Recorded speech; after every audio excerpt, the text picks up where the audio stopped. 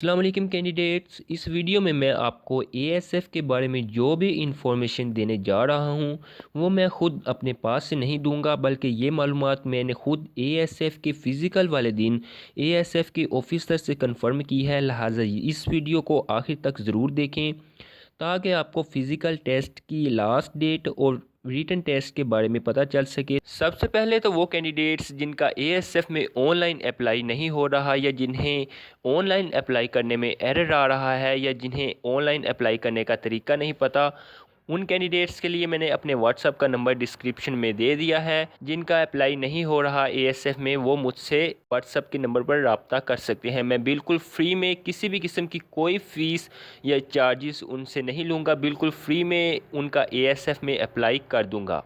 तो जिन्हें अप्लाई करने में प्रॉब्लम्स आ रही हैं वो मुझसे व्हाट्सअप नंबर पर रब्ता कर सकते हैं। तो सबसे पहले बात कर लेते हैं कि फ़िज़िकल टेस्ट कब ख़त्म होंगे।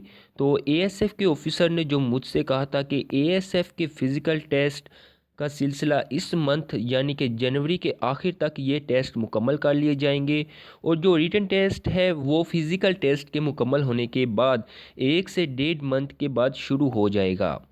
लिहाजा आप एक्सपेक्ट कर सकते हैं कि मार्च के मिड तक इसके रिटन टेस्ट का सिलसिला शुरू हो जाएगा।